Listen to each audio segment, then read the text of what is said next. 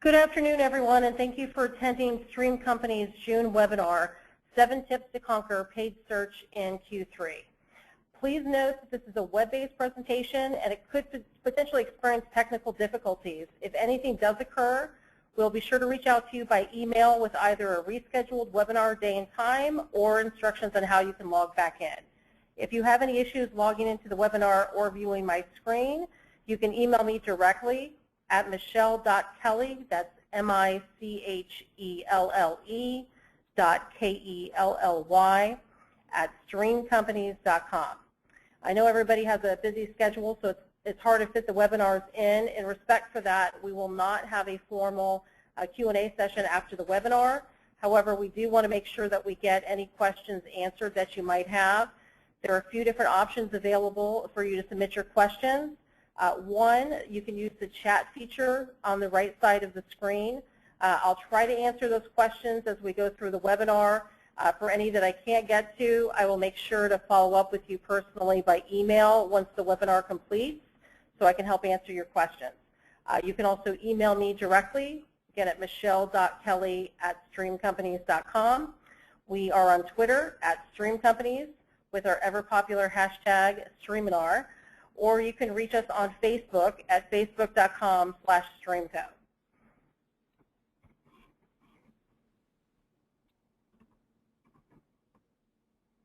And here's that information if you needed to access it for any reason. Leave it up here for one moment. Okay, let's get started. So today we're going to be talking about 7 tips to conquer paid search in Q3. June is coming to a close, and while we might have very profitable paid search campaigns, I think we'd all agree there are always ways to make them better. So we wanted to cover some very actionable, quick items that could be covered and dealt with in June so that we can start Q3 strong. Okay, here's a quick overview on Stream Companies for anyone who is not familiar. Stream Companies is a full-service marketing agency. We were founded in 1996. We are headquartered in Malvern, Pennsylvania, but we have offices in Philadelphia, New Jersey, and also in California. We have a large focus on digital, but we also do handle TV, radio, print, email, basically anything you can think of in the marketing realm. Okay, a little bit about myself. My name is Michelle Kelly. I'm a senior paid search strategist here at Stream Companies. I have been working in the digital space for just over 10 years, both in paid search and SEO, although my focus is definitely paid search at this point. I've worked across many verticals in that period of time. I would say the primary verticals that I've been in are automotive, travel, home services, education, and also retail. I'd add technology into that as well. Some sample clients that I've had either in the past or current. One is AT Security. I've worked with them for several years, both on the dealer side and also on the corporate side. Carnival Cruise Lines, also the Car Group on the automotive side. They're a 13-plus rooftop dealership with locations in California and Florida. Those are just a few. My email address is here. I know I read it off earlier, but just so you can see it on the screen if you need to write it down. And again, feel free to email me either during the presentation or anytime thereafter. I am a qualified AdWords professional, also analytics certified, and I'm advanced display AdWords certified as well with Google. Okay, a quick overview for today's webinar. I want to talk real briefly about the evolution of paid search. I will kind of breeze through that so we can get to the meat of the presentation and actual actionable items and takeaways. We want to cover Google's paid search offerings just at a high level. We can talk about paid search and SEO and how the two can work more closely together to get a better result in Q3. We'll talk about some common paid search mistakes, some that some are based on Google's actual recommendations that might be more about Google making profit than you. So we'll walk through those. Analyzing the competition. There are a lot of tools out there for competitor analysis, and I'm sure you do a lot of that in-house now. What I want to focus on here are just a few quick free tools that you can use and look at whenever you need to kind of figure out what the competition is doing and what you can do to get a leg up. We'll talk about taking advantage of the growing mobile market. And then lastly, we'll hit metrics and reporting. And on this, I'm not going to go through, I mean, there are hundreds of paid search reports that a daily paid search manager could access and does access to manage an account. We're not going to go into that level of detail. This is going to be higher level for marketing managers, owners, just the quick hits, the most important metrics and reports to look at on a monthly basis, just to make sure you know exactly what's going on in your accounts and where there might be opportunities for improvement. Okay, so as far as the evolution of paid search goes, Google started back in 1998, so it's been now over 15 years that paid search has been around. Obviously, a lot has changed over that period of time, and literally on a daily basis, there are more changes that are occurring across the search engines. One of the things that is going to be key in Q3 to be successful for really any business, regardless of your vertical, is to stay on top of the new features and the changes right when they're happening so that you can make those edits, modify your accounts before your competition does. Also keep in mind, Google has quite a few betas that are going on right now. If you are working with an agency, check in with them. They can let you know what Google has running. But there are quite a few betas that are very powerful that will probably be released to the public soon. And those are the types of things that you're going to want to keep an eye on and get involved with as soon as possible before your competitors do. Okay, in its infancy, when paid search started, text ads were pretty plain. Everyone had the same basic tools available to them. Obviously, you could modify your ad copy, your landing pages, your account bid strategies, but there were no bells and whistles, nothing that could really make you stand out from the crowd. So this is basically what you would see in the results, right rail, very simple text ads only.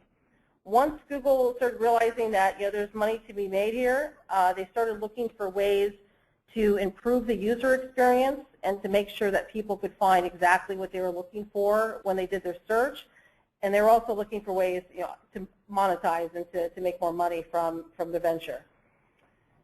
As they started making those changes, they started realizing that there are certain key terms that people would be typing in that would mean they're more of a shopper, they're ready to buy, they're browsing, and they started changing the search experience based on those keywords that people are typing in.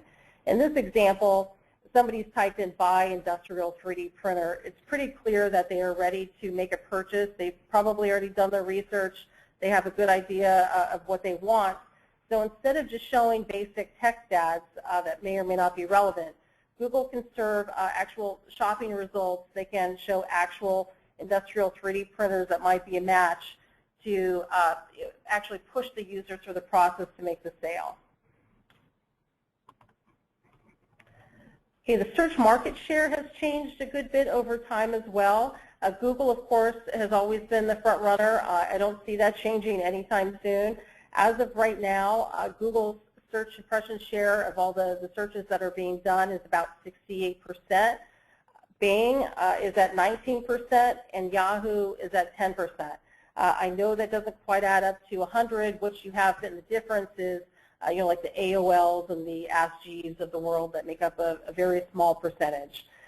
You'll notice in parentheses next to both Bing and Yahoo that they did have different numbers previously. What we're seeing is that Yahoo, while they're declining in market share, Bing is actually picking that up. So it's just kind of shifting from Yahoo to Bing.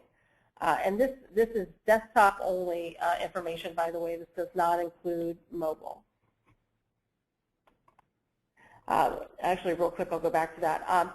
One thing I will add, for anyone who is not currently running Bing, if you're running a Google campaign and it is profitable for you, you found the right mix of ads and landing pages and keywords and everything's going well for you in Google, I would definitely recommend, if you can spare just a small amount of budget, to do some testing in Bing. It varies how much you can spend in Bing based on your industry and the areas that you're targeting. Generally, I would say it would be about 10 to 20% maybe of the budget you spend in Google would be a good starting point in Bing. For some, it's much less than 10%, and for some, it's greater. The nice thing about Bing is while it is a smaller percentage of the market share, the competition is much less than what you have in Google, and there are people out there that are searching for your industries. They're typing in the same keywords. They're just on a different search engine. What happens is because there is less competition, your cost per click is typically much lower, and as a result, cost per lead, cost per sale can be half or even more than that of a decrease in Bing. So I would highly recommend. And as far as the time to manage Bing, it is very minimal. If you already have somebody managing your Google account, you can actually use import tools in Bing to just move everything over seamlessly. There are a few things that you would need to tweak once you get everything into Bing, but it's pretty easy to manage from that point on. So I would definitely recommend considering that. Okay, here are a few examples of what paid search ads have looked like and kind of where we are today. So over on the top left, you'll see just a standard text ad, which is what Google once was. Middle of the page, you'll see a call extension, so phone number now inside of the ad copy to make that actionable, and that is something that can be tracked in Google as well, so we can tell how many people are calling through that number, and also the call duration. The other thing you'll notice is the addition of site links. So right underneath the ad copy, you'll see PPC and SEO, agencies, and pricing. We have full control over what those site links say. You can test them to see what works best. An example of how site links can be used, I'll use an automotive example here. If you have an auto dealership, let's say you have a Nissan dealership, and you have new vehicles, used vehicles, service department, a parts department, the links that you might want to put underneath your ad copy could be new vehicle inventory, used vehicle inventory, service parts. You might have a contact us or an hours and directions page. Other options could be a value your trade in. There are a lot of things like that you could build in and test within your site links to see what works best. The third option has all of those items, but in addition, you'll see some other bells and whistles that you can run in Google. One that I've had a lot of success with recently is at the very bottom of the page, there's an arrow for CNN Travel, and this is for a Booking.com ad. It says most popular online booking website in 2013. This is a review extension, and these are somewhat new to Google. If you are not running review extensions now, but you have awards, or if you have a good score with a Better Business Bureau, or if you have a newspaper article or anything that you would want to let people know about, that can be added very quickly in your account as a review extension.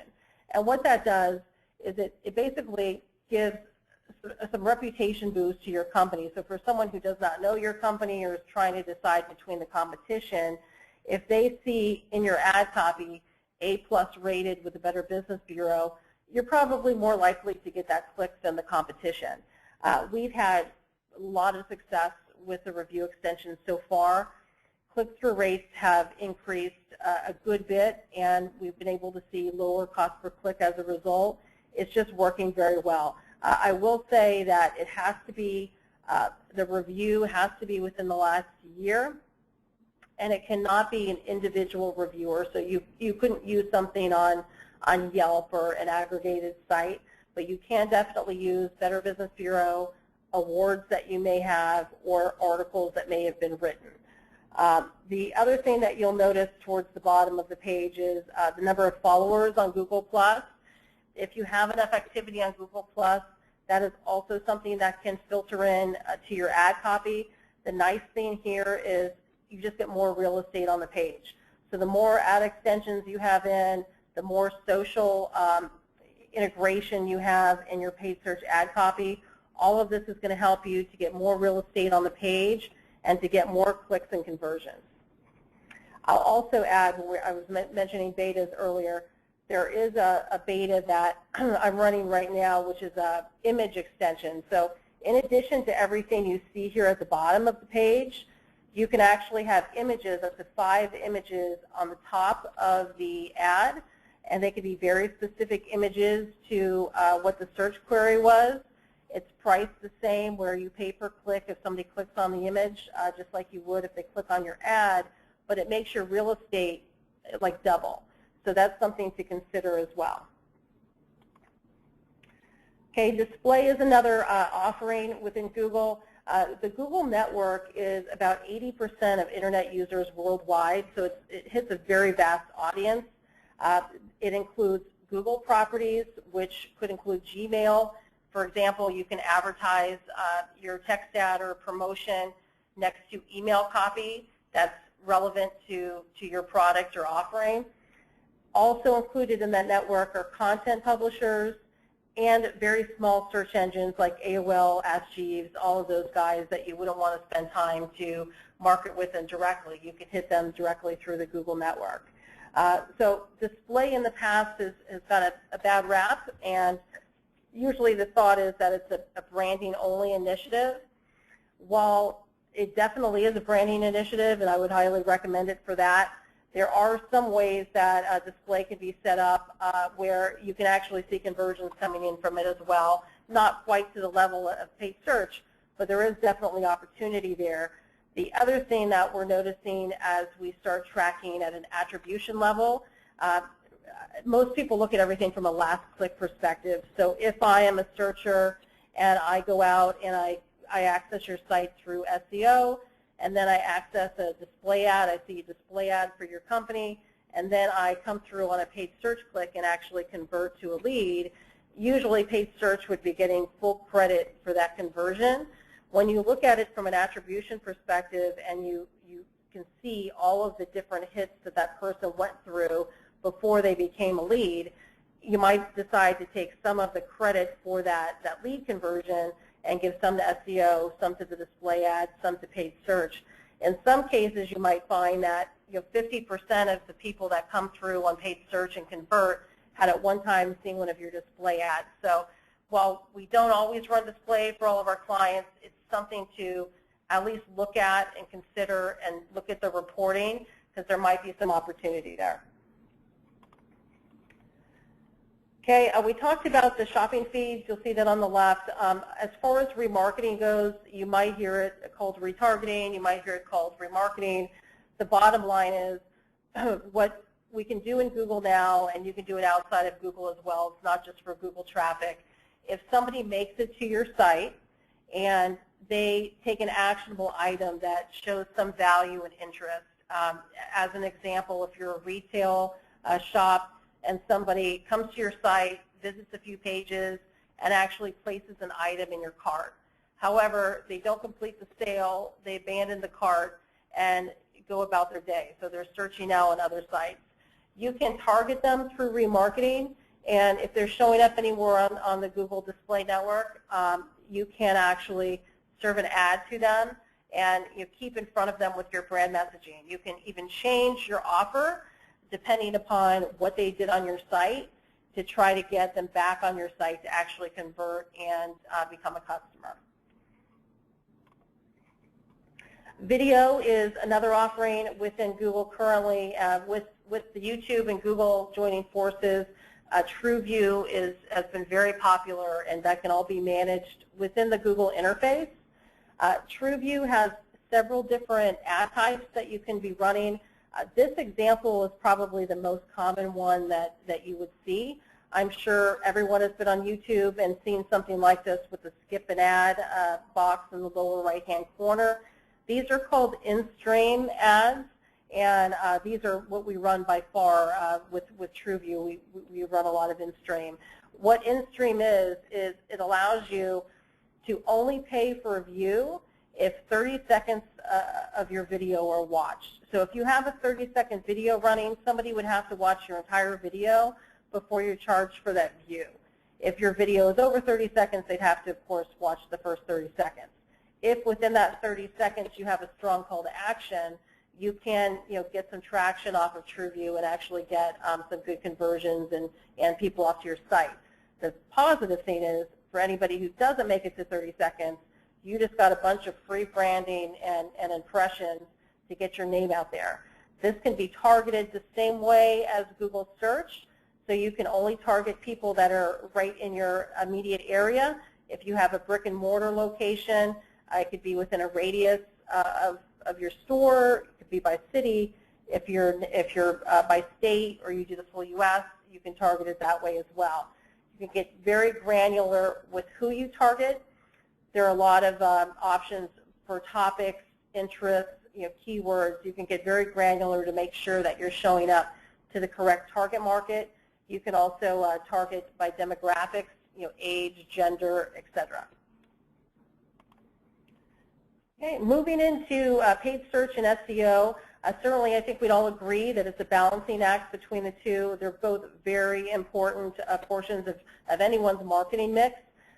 The thing that I wanted to touch on today are a few actionable items that can really improve both SEO and PPC by having the two integrate and work closely together.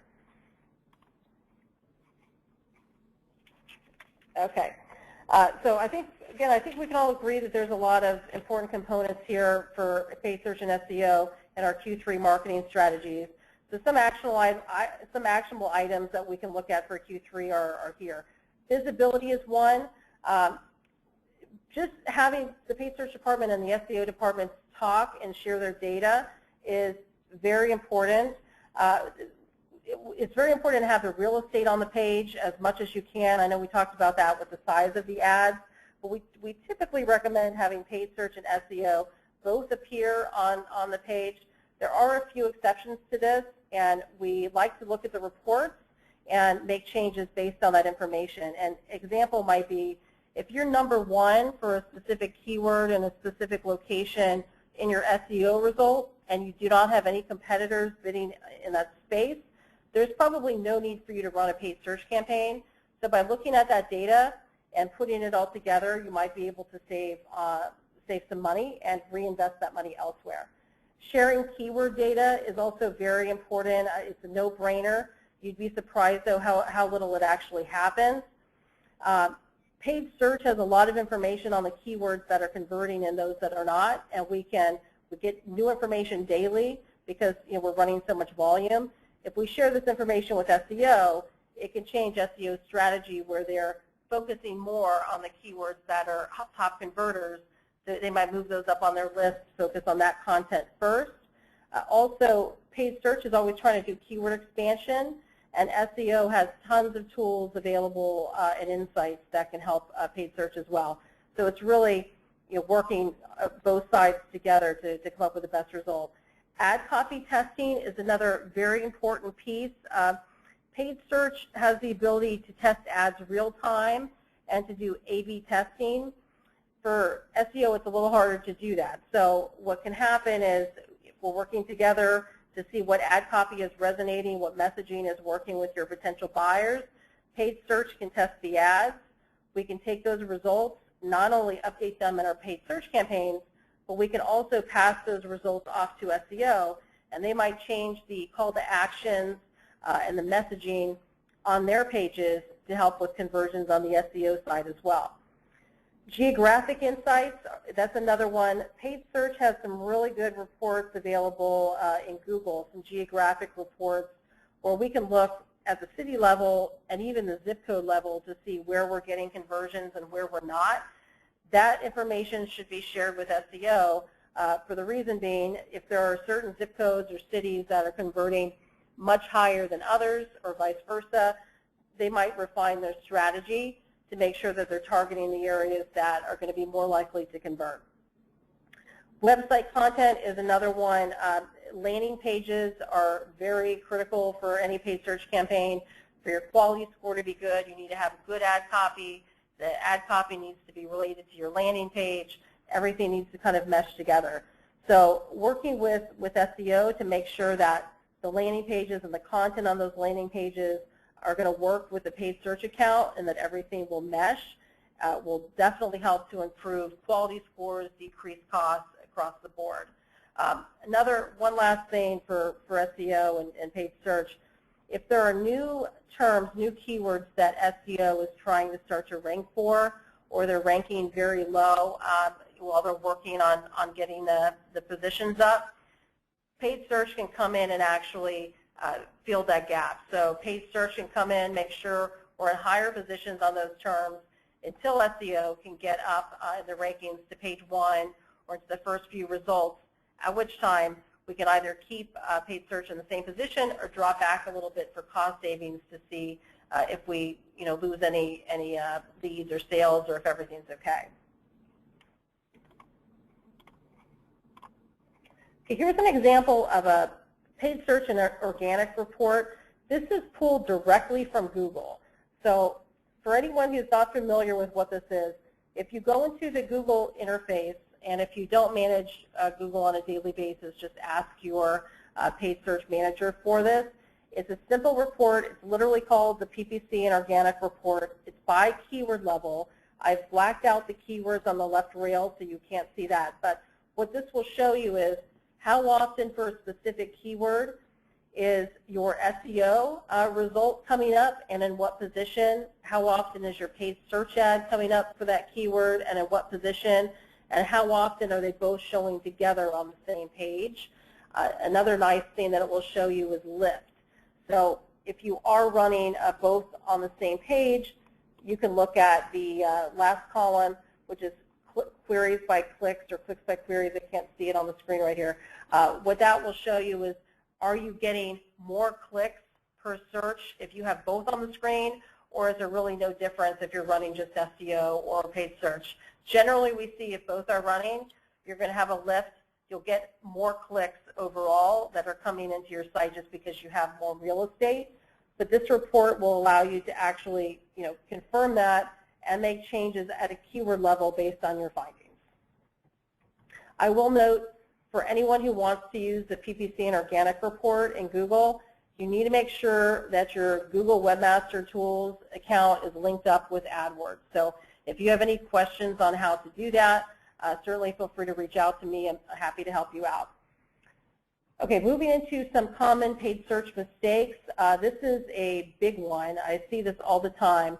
This is a change that can be made in your account within 30 seconds after we're done with this webinar, and I guarantee you it's going to improve your results. By default, when you're setting up your location targeting in Google, they will default you to option 1 in that gray box below. So it says there, people in, searching for, or viewing pages about my targeted location. It is recommended by Google because they're going to make a lot more money off of that. It is not in your best interest, and I'll explain to you why.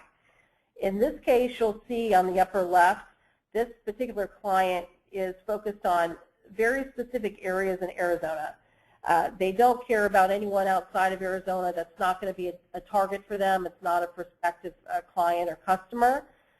If you chose option 1, which is Google's default and probably what most accounts out there are running, somebody can be in Seattle and have a similar company name, not a competitor. They just have a similar company name. Somebody types that in Seattle, your ad can come up. There is no chance that that person in Seattle is going to become a customer if you have a brick and mortar store in Arizona. So you're just wasting money at that point, wasting clicks that could be better spent elsewhere. The other example I'll give is, say you work with a company, a marketing company, an agency. You're in New York, they're in California. They go to do a search to find your phone number, your ad's going to pop up. Again, they're not going to convert. That's not a customer, not a prospective customer. You don't want to show up. What I see very often with accounts that have the first option is, if you pull a geographic report, you'll see tons of traffic coming in from Malaysia, India, Mexico, places that are very far removed from these portions of Arizona. If you select option 2, which is what I would recommend, people in my targeted location, your ads will only appear for people who are in those targeted locations that you have selected in the upper left-hand corner. So they would need to be in Tolleson, Arizona, within a 9-mile area around Sun City, within a 15-mile radius around Peoria, or a 15-mile radius around Surprise. If they're not in those locations, they will not see your ad. It is the most cleanest way to set up your location targeting by far. You can do this in Bing as well. Bing also defaults to the same settings that Google does. But if you go into the advanced settings, it's as simple as changing the radio button, and you can make the change there as well. All right, here's another very common paid search mistake, and again, it has to do with Google's default settings. By default, if you set up a new campaign, Google wants it to be search network with display select. So what that means is you're opted in to run for Google.com and actual search results, and they're also opting your text data in to show across their entire network in a display situation. Why that's not good is with display, someone might not be typing in your keyword like they would in Google and being very far along in the buying process. They might just be out on a third-party site reading something, and all of a sudden your ad pops up. While that's not a problem, there's nothing wrong with display. You're going to want to manage your display account separate from your search. So what I would recommend is if you set up a campaign and you want it to be search only, you're going to want to select search network only. If you're going to set up a display campaign, make sure it's display only. That will allow you to set all of your options, all of your targeting, all of your account structure to be very specific with your audience, and really you just do not want to combine those two. But by default, Google will do that, and results can definitely suffer because of that. I will also mention Google will opt you in by default to appear not just on Google.com for searches. So somebody goes to Google.com, types in a keyword, sees your ad, but they also will opt you into their entire search network in that same way. Sometimes that performs very well, sometimes it doesn't.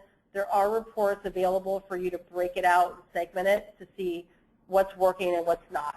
And if you have questions on that, again, after our webinar, feel free to email me, reach out to me, and I can explain that in more depth and actually show you what I'm talking about.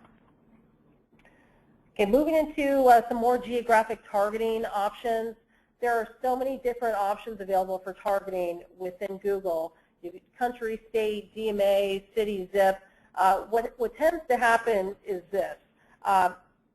If you ask an owner, a business owner, what their target market is, it might be a pretty wide radius around their location. A lot of times our gut reaction, if we're a marketing manager, an owner, whoever we might be, our gut reaction is going to be a radius around the location or certain cities that are near our area. And that's fine. That's usually how the targeting is set up. But what I recommend is looking at your actual sales data. So if you can pull reports that show the actual zip codes, the cities, where you are seeing sales. Going back to the car dealership example, if you have a car dealership, you can guess at the radius and what cities are going to make the most sense for you. But if you actually look at the zip codes and cities for your top sales over the last 6 months, you might find that it's a little bit different than what you thought. What you can do at that point is tailor your geographic targeting so that you're only focusing on the areas that are more likely to convert. If you still want to advertise in those other areas, you might just want to decrease your bids, and you have the option to adjust your bids based on the geography as well. Okay, in this example here, this is radius targeting, and I want to show you a common mistake that happens here. So if you have a location, you're wanting to do, say, a 20-mile radius around your storefront. The left-hand side shows what Google would put as that radius. They don't care if you're crossing state lines. They don't care about demographics of that area. They're just looking at a straight 20-mile radius around that area. Now, if you actually look at that map in detail, if an owner, business owner, marketing manager looks at the map, they might decide, okay, wait, we're crossing into 2 different states here. We want to exclude Denton. We want to exclude the areas in New Jersey. And while there are some cities next to Dover, Smyrna, and Milford that are within our targeting area, they just haven't performed for us in the past. So you can exclude those, which you'll see in red. You also have the ability to get very specific and add in zip codes, which if you do that, you can actually modify your bids either by city or by zip code to increase for people who are more likely to convert, decrease for people who are less likely to convert. Okay, this is just county, city, zip codes looking at the same thing. What I do want to point out here is very important. There are some folks, it's pretty common actually, you'll take a zip code list, you'll upload it into your targeting, and you'll assume at that point you're covered. The problem here is Google cannot always capture the zip code. Google might take it down to the city level. They know that that person who's doing a search right now is in the city of Atlanta, but they do not know that they're in zip code 30248 or whatever it might be. In those cases, if you're only targeting by zip code, they will not see your ad even though they are within your area. So what I recommend doing is always include the cities in your targeting in addition to your zip codes. Still keep your zip codes in there because you can adjust your bids based on that information. But if you don't add the cities, you're going to be missing a percentage of your potential traffic. Okay, another common paid search mistake, I think everybody is aware of this, but I want to take it a step further, appearing for irrelevant keywords. So negative keyword building is very important, and it's important to keep up on it. Building a list one time and letting it go is not going to work these days. In this example, if it's a Subaru dealership, somebody types in Subaru recalls, there is no chance that that person is looking to buy a new Subaru or a used Subaru or to spend any real money in your service department. So in that case, we would want to make sure that recalls was a negative term and that we were not appearing for those searches. To take it a step further, you want to have your negatives be different in a lot of cases from campaign to campaign, and I'll tell you why that is. I'll use, again, an automotive dealership example here. If you have, say you're a Nissan dealer, and you have campaigns that are set up by model, so maybe you have Rogue, you have Altima, you have NV, Sentra, whatever it might be. You're going to want to make sure that you have negatives for the other models in the other models campaign. So Rogue should be a negative term in your Altima campaign and vice versa. Otherwise, just because of match types and different things that may be going on in your account, you might have a completely irrelevant ad show up. Your ad might show up, might have a great offer on it, but it might be for the wrong car. That's not good. Another thing that can happen is years, things like a 2014 versus a 2015. You just want to make sure that the ad copy that's coming up is very, very specific to what was typed in, and the only way that you can do that is really staying on top of those negative terms. I would even suggest setting up Google alerts, and when you get those alerts from Google, either for your company name or your brands, whatever it may be, if anything comes up that stands out to you as a term that you would not want your ads to appear on, add it as a negative term. So going back to automotive, if you have an alert set up, a Google alert set up for Honda, and you get an alert that tells you that they're in the middle of a lawsuit or there was a fatality crash, good negatives would be fatality, crash, lawsuit. You don't want to be appearing for any of those searches. Okay, another common paid search mistake has to do with budgeting. So there are options within Google where you can do shared budgets, which sounds great in theory. What it means is, as a business owner or marketing manager, you have a finite budget that you've set aside for paid search for the month. If you give that budget to your paid search manager, tell them, hey, we have X amount to spend, the easiest thing to do by far for a paid search manager is to go in, set up a shared budget, all of the different campaigns share that budget, and Google kind of decides what's what's getting what, what campaign is getting how much money. Why that can be bad is you're going to have campaigns that perform much better than other campaigns and some campaigns that don't perform very well at all. And if that's the case, you're going to want a person, not Google, looking at that and determining how your budget should be allocated. So, if you have a campaign that's doing very well and there's opportunity for growth there, certainly you're going to want to increase your budgets there and take the budgets away from a lower performing campaign. So I don't necessarily have a problem with shared budgets. Just be careful if you are running shared budgets that it's being monitored, and that if you have opportunity in a higher performing campaign, that you're opting out of the shared budgets.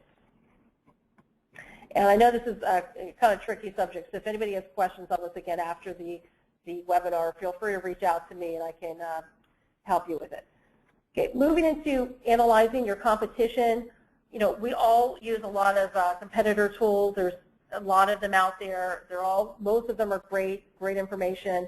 What I want to show you today are just a few quick tools that are free, easy to use, anyone can access them, and you can just get a good pulse of what's going on and how you can get a leg up on your competitors. The first one is Ad Preview Tool. This is actually located within your Google account. So you should be able to log right into your Google account and go under Tools and go into the Ad Preview Tool. If you do not have access to your Google account, that's a whole other issue that you might want to address with whoever's managing your account. You're going to want to make sure that you definitely own your account and that you have full access.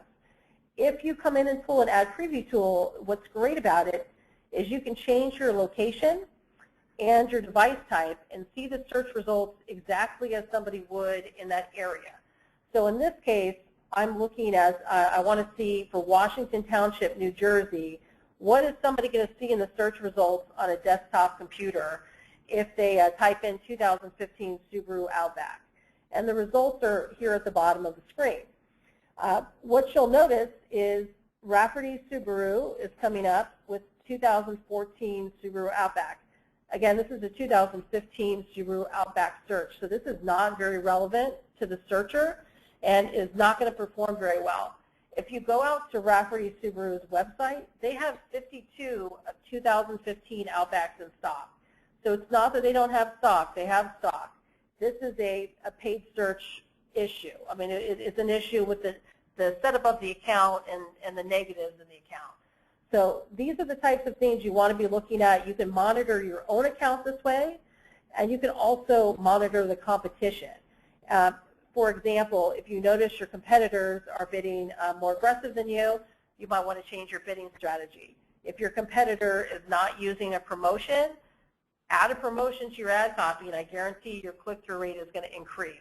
So just keeping an eye on what that ad copy is helpful. If you're in a very large company, you have huge marketing budgets, you're nationwide, and you need to monitor this at a much more specific level, like down to the cities across the entire United States. There are tools out there that you can use that will do that automatic for you. They do get kind of pricey, but one of them is the Search Monitor, and they will actually go out, check all that information several times a day, and pull back the results and send those to you. But down and dirty, Ad Preview Tool, you're going to get great information very quick here. You can also check mobile devices specifically, and you're always going to want to make sure you're within the top 2 results for your core keywords in mobile. If you're not in the top 2, you might as well not be there at all. That's where all the clicks are going to be going. Okay, another quick and easy way to analyze your competition is Google Trends. This is just as simple as going to googletrends.com. You don't need to log in. You don't need to be in your account. There are a lot of different ways you can use this to analyze the competition.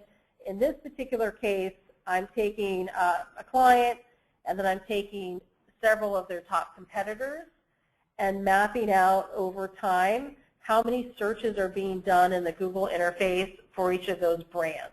So this will tell us a few things. It'll tell us where we stack up against the competition over this time period, and you can change the time period. It'll also tell you for your own campaigns you're running, it'll give you a lot of insights.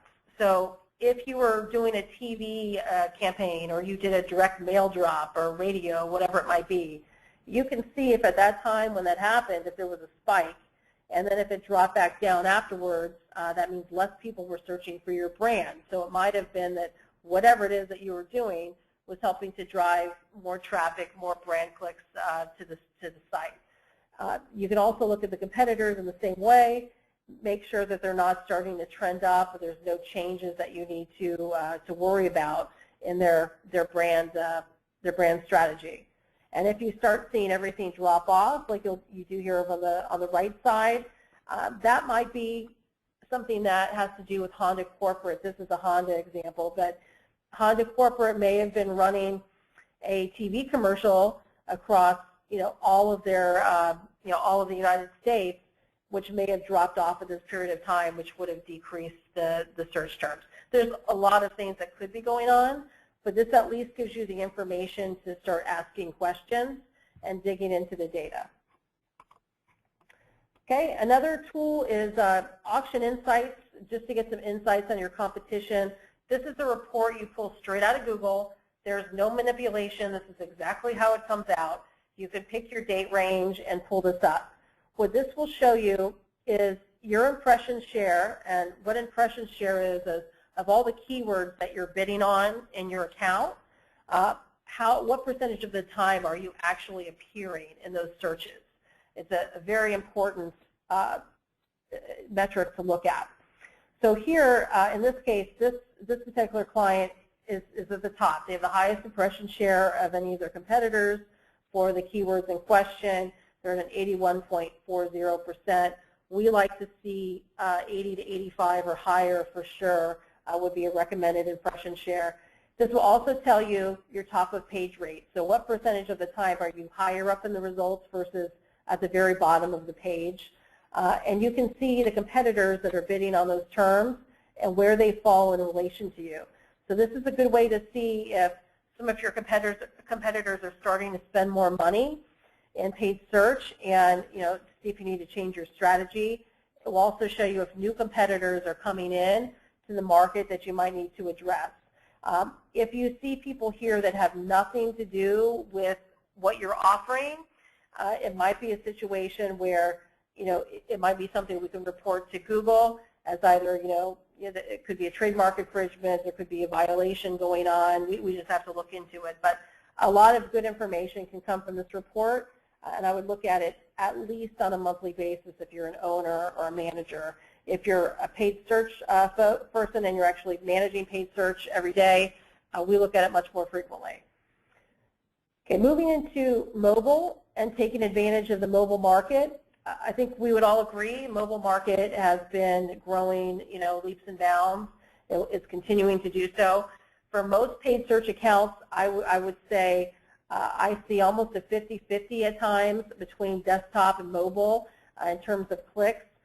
In terms of conversions, mobile often outperforms desktop and tablet, primarily because it's so easy to make a phone call.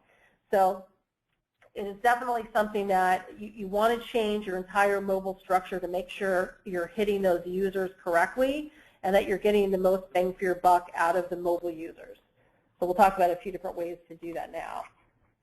Okay, so mobile bidding and ad strategy, the first thing you definitely want to do is use call extensions. You want to make sure that the person sees a call icon, sees your phone number, and click on it and call you automatically one click from the search result without having to navigate around your website. That can all be done in the Google interface. Another one is you're going to want to use mobile bid adjustments. You have the ability to bid up or down for mobile users, and that's very valuable. You, again, want to make sure you're within the top 2 ad positions for keywords that you're the most concerned with. You can pull reports by device, which I'll show you here in a minute, which will show you the positions for mobile that you have now. So if you find that there are some, in some areas, you're number 4 or number 3 in mobile, you're not going to be getting any traffic there. So you might want to put in a plus 10, plus 15% bid adjustment and make sure that you're appearing in the right positions. Another thing you want to do is use mobile preferred ads. Google does have the option when you're setting up your ad copy to mark it as a mobile preferred ad. That's very important because usually you want completely different ad copy for a mobile device than you want on a desktop device. Usually you're going to be pushing a phone call and you're going to have less text typically than you would on a desktop ad. You're really just trying to drive that phone call, and you're going to want to use mobile preferred ads to do that. There is a way, not by default in Google, but there is a way to work with Google to get 100% of mobile users to see your mobile preferred ads and 100% of desktop and tablet users to see desktop and tablet ads. It doesn't work that way by default. If you're, at least if you're using a .mobi site, I should say. So there are ways to get around that if you have two specific sites, one .mobi and one .com. And if you have any questions on that, I'm happy to help you offline. Use mobile preferred site links. And we talked about site links before. For mobile, you want very specific site links. If you think about it from a user's perspective on their mobile device, if you're looking up a company, you want one of a few things. You want to call them, you want their phone number, so that's the call extension. You want to know their hours of operation, and you probably want to know directions or be able to get to a map. So your site links that would appear underneath your ad copy should be hours and directions here versus, you know, new inventory or used inventory or special offers. That's not going to work as well. It's not going to resonate as well with a mobile audience. Okay, well, we're on the topic of mobile. Definitely in this day and age, you're going to want to make sure, if you don't already, that you have a mobile-ready website or a responsive landing page. So in this example for Domino's, it's pretty clear. If you're looking to access Domino's on your mobile website, you're not wanting to just kind of read the text and check it out. You're wanting to either order a pizza, get a coupon, call them, track your order. There's only a few things that you'd want to do. So on the left, you'll see a mobile website that's created just with the user in mind of what they're trying to get to. The right side is just not, it's not going to work as well. Okay, key metrics and reports. There are tons of reports out there, like we talked about for paid search, that a paid search manager would use on a daily basis. I'm not going to get into the weeds with that. What I'm going to show you here are the most important, quick and easy metrics and reports that you're going to want to look at least on a monthly basis to keep tabs on your account. You don't have to be a paid search expert. You could be a business owner. You could be a marketing manager, whatever. This information is going to be very helpful, and it's something you definitely want to look at on a monthly basis. First one is impression share, and we touched on this briefly a few slides back, but this is, again, out of the keywords that you have in your account, what percentage of the time are you appearing? And of the times that you're not appearing, are you not appearing because your budget's not high enough, or are you not appearing because you have a rank issue and potentially a quality score issue? This information is very easy to pull. It's a very basic report out of Google. It's not buried. It's very easy to get out. You can even automate it so it comes to you on a daily, weekly, monthly basis. And if you see a search impression share of 50%, that literally means only 1 out of every 2 times that somebody does a search for your keywords are you going to appear. So if you have your sales team asking for more leads and you're trying to get more sales, the first thing that would tell you is, wait, if we increase our budget, we can get double the amount of leads that we're getting now, and they're going to be the same high quality. So this is very important to look at. And if you look at the third column in for rank, this is something that you want to address. It's never going to be a 0 for rank. This is lost impression share due to quality score. It's never going to be 0%.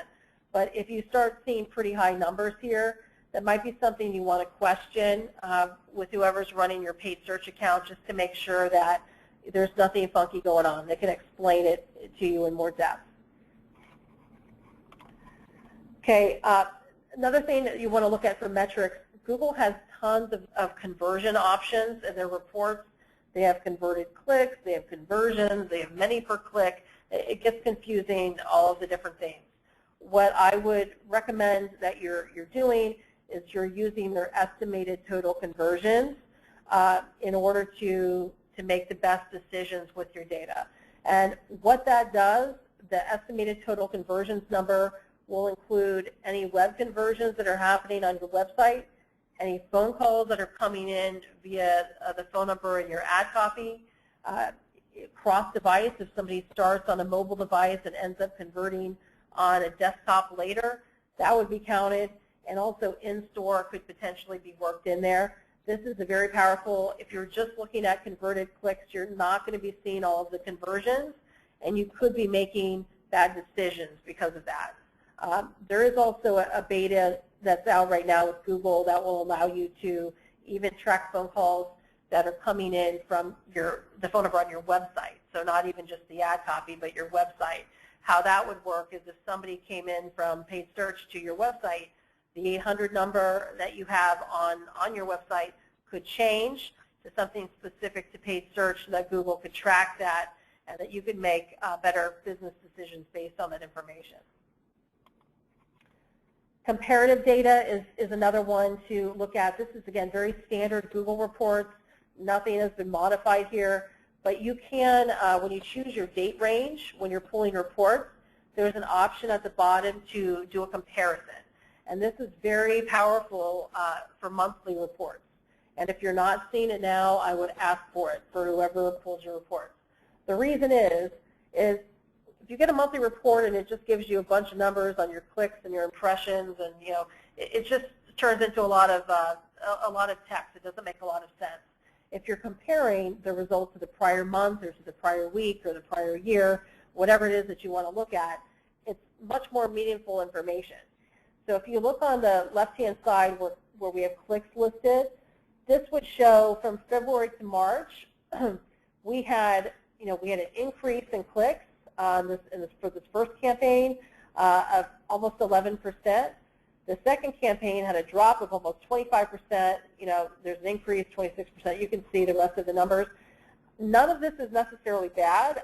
Sometimes when there's a decreased change, that's a good thing because maybe you moved a campaign over, did a restructure of some kind, but it's at least enough information for a business owner or marketing manager to ask questions.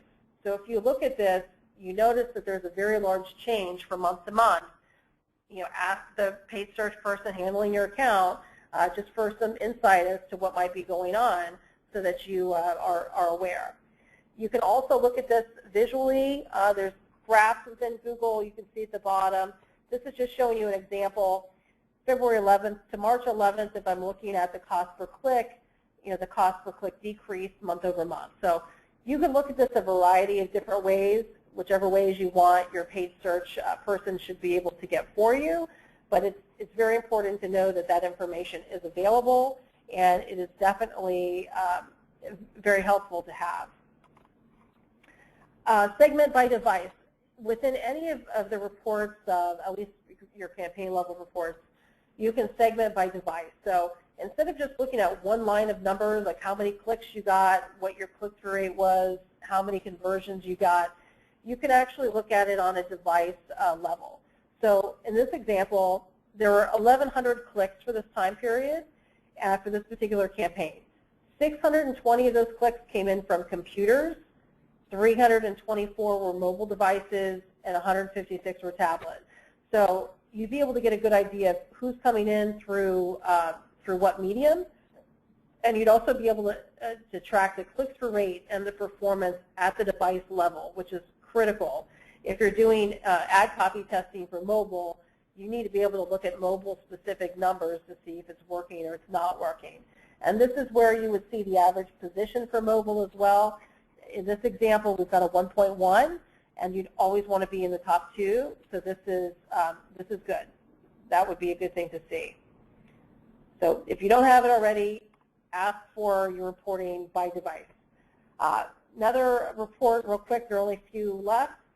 Geographic report by city or zip. This is a simple tool. This is another one that can be automated. Most Google reports can be automated. so you don't even have to log in and get them each time. You can just have them emailed to you once a month. This report I'm just looking at by city, and I'm sorting from highest clicks down. You can also look at this on a zip code level. Where this is important is if a business owner, business manager looks at this report, there might be certain cities that stand out that you know really are not a fit, and you really don't want to show up for those cities anymore. If that's the case, you can remove those cities from the targeting and reinvest those dollars. If you see in this report that there are certain cities that are performing very well, so in this case Brockton, Massachusetts, which happens to be where the client is, there were 132 conversions, $5.07 cost per conversion. Well, that's a very good cost per conversion. Brockton's doing very well, so you might want to take a look at the positions, and if you are in position 2, you could probably do some bid increases there to get even more conversions coming in from Brockton. So again, this is just a good report to look at, to get information, to have a conversation with your paid search team, and just to get some insights on what's going on in your account. Time of day and day of week reports are also very important to look at as well. Google will allow you to look at day of the week and time of day, and you can make bid adjustments based on that information. You might find that between 1 a.m. and 6 a.m., nobody converts. Nobody comes through as a lead, and you don't want to show up. You can block that time frame so your ad does not appear, then you're not wasting money for the times where people are not converting. You might find that between the hours of 2 and 4 p.m., you have the highest percentage of conversions.